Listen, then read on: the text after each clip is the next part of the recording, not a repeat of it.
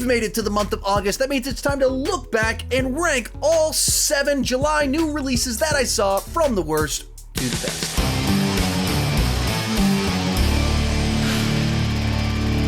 Hi, my name is Sean, and I love to talk about movies and TV way too much. With that in mind, go ahead and join me down below in the comment section. Share your ranking of the July new releases that you saw. My list isn't the right list, it's just my list, and I'd love to see yours. Likewise, I didn't see every movie that came out. If you saw something that you think I might like, let me know down below in the comment section, and let's get started. Coming in last place is Thor, Love and Thunder. It breaks my heart to have an MCU film at the bottom of a list like this, but overall, I couldn't recommend this film. And despite a bunch of people in my comment section claiming I hated the film, I didn't hate the movie. I'm not hating on the movie, but I was very disappointed by it.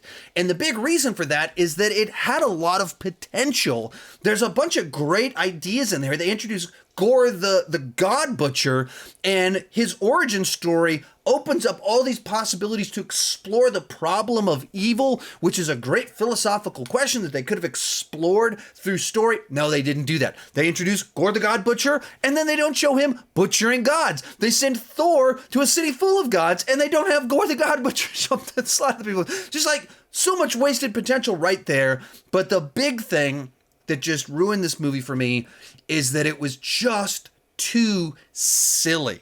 It played too much into the comedy and it couldn't stop itself. And so it just turned the franchise into a parody of itself. So much so that it like even makes jokes about infinity cones, making a joke out of an instrument of genocide.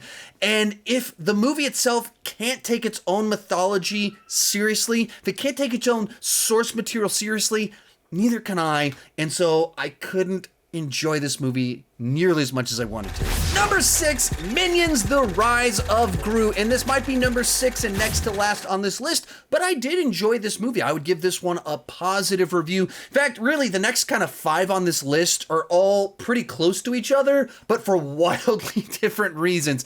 And so, when it comes to Minions, I really didn't like the first Minions movie, and this was a nice return to form, a pretty good little Minions adventure that by bringing Gru back into the mix, they gave us a character that we could follow, that could grow and change, while the Minions did all of their cute shenanigans that bring all of the laughs. Now, it's a movie that I watched within the last month, and I don't remember a whole bunch of specifics about what happened. That's normally not a great sign, but I had a generally positive experience with it and enjoyed this villain origin story and return of Gru to the franchise. In 5th place, How to Train Your Sea Beast.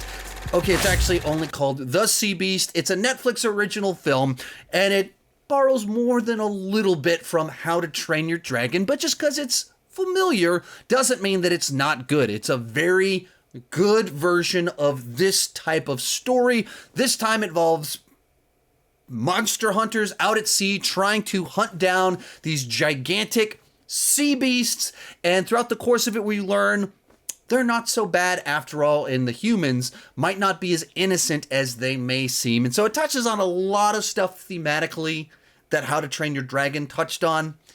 Doesn't change the fact that it plays the formula well. The creature, who also looks like Toothless a little bit, is charming, cute. There's plenty of solid laughs all throughout it. The animation at times is quite stunning. Like, as we were watching it, my kids were like, is this, like, are you sure this isn't filmed? That looks too real, because CGI these days is so unbelievably photorealistic at times that they legitimately were coming up with these theories about how they filmed this and just added the CGI characters, and it was like, no, it's a CGI movie.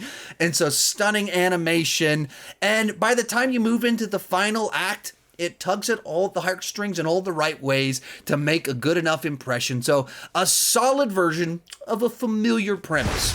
In 4th place, the DC League of Super Pets. And as the way the universe played out, I've actually seen this movie 2 times. I went to a press screening to go watch it. And then earlier today, my sister wanted to take the whole family to go see it for her birthday. So that's what we did. All my sister's kids, all my kids, and my mother went to go see the DC League of Super Pets, and it's a pretty enjoyable little film that it borrows heavily from, every movie about a dog and their master, when the master gets a girlfriend or a boyfriend, and has all the familiar beats with that. It has some familiar beats with like Toy Story, with Buzz Lightyear being a little bit clueless and getting thrown in with a group of people. It has a little bit of that formula in there.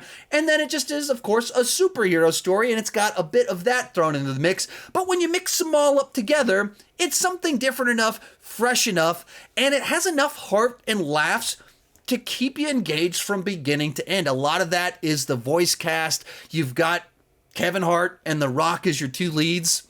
They're really funny. They've got great chemistry with one another.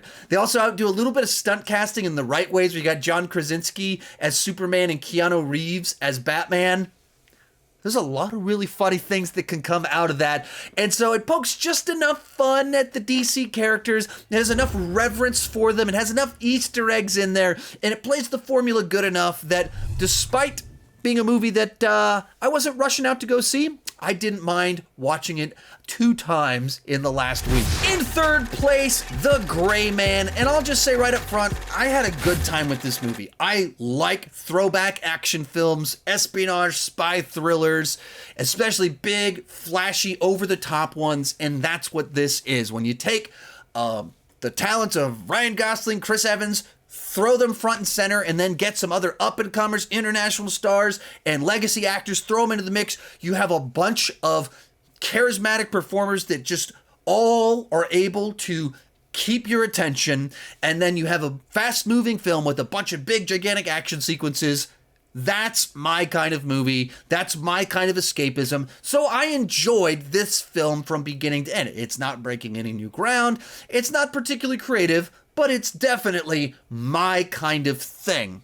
And I think the biggest thing working against this movie is that when you realize that it cost $200 million and that it's directed by the Russo brothers as one of their follow-up projects to Endgame, and it's from the writers of Endgame and Infinity War, you just think, well, this feels like a bit of a waste of all that talent and money. Like, these people, that much money, you could do a lot of things, and I'm not sure why this movie needed to cost this much, or why all of this talent was drawn to this specific project.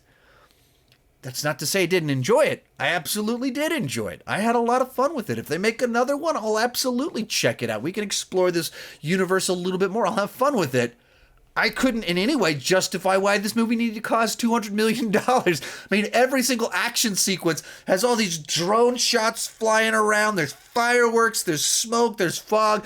Everything is flashy and expensive, but not really in a way that makes you go, that made the movie so much better. It's just flashy and expensive, not better.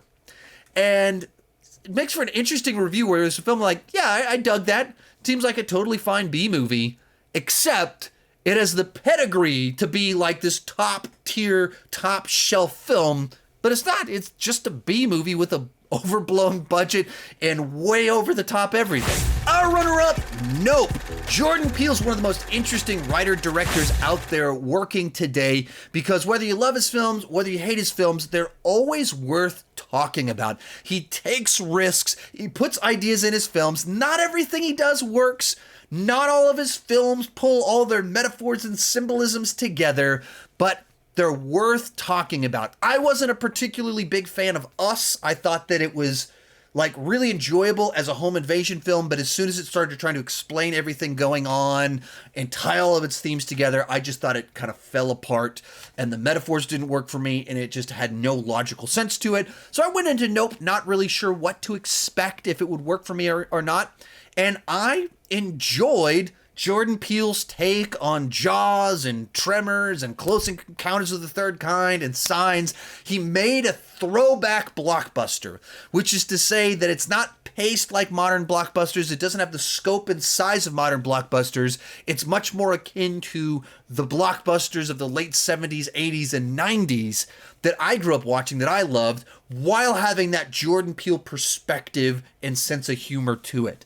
And so it has a bunch of metaphors and symbolism in it. A few of them don't work. There's a few things that, like this whole Gordy stuff is like, that feels like a bit of a stretch. I don't think that fully works. I've had a lot of people messaging me, can you explain to me what was all that stuff with Gordy? Like, I think it was this, I'm not quite sure, but enough of it worked for me, and on an entertainment level, I was entertained. I dug what he was doing. I liked the characters. The humor landed for me. So this, for me, was another solid film from Jordan Peele. But coming in first place is going to be Vengeance. This is a film that is written, directed, and starring BJ Novak, Ryan from The Office, and it's kind of a mix of fish out of water comedy about a writer from New York going to small town Texas and doing this investigation, and it kind of has all the comedy that you'd expect from that, while combining with some like great themes and exploration about the differences between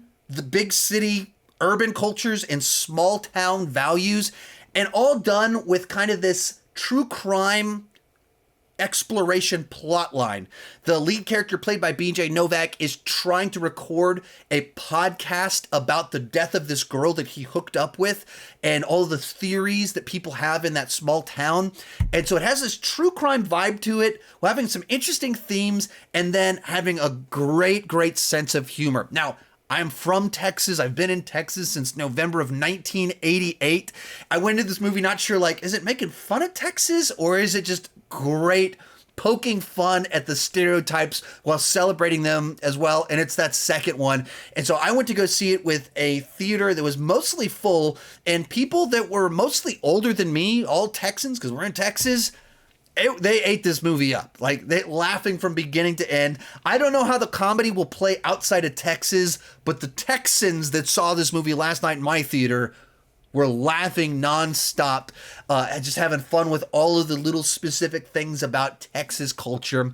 And I thought it almost all came together, and the movie kind of falls apart in quite literally the last 5 minutes, maybe even less than that. The final kind of actions, the final resolution, I don't think worked. But besides that, I thoroughly enjoyed the film, and I just wish that Mr. Novak had come out with a different way to land the ship in the end. The specific action taken, resolution, everything, I just don't think it didn't make sense, didn't fit thematically, plot-wise, anything for the character. Other than that, thoroughly enjoyed it. And it didn't sour me on the movie at all. It just made me go, I wish you'd had a better ending. So for me, the movie that worked the best for me, came together the most, was Vengeance. If you like this type of stories, if you like the trailer, if you're from Texas, definitely recommend checking this movie out. That's my list. Let me know yours down below in the comment section. Which movies did you see? How do you rank them? And if I didn't see something that you think I might like, let me know about it down below in the comment section, and keep talking movies and TV too much. Bye-bye.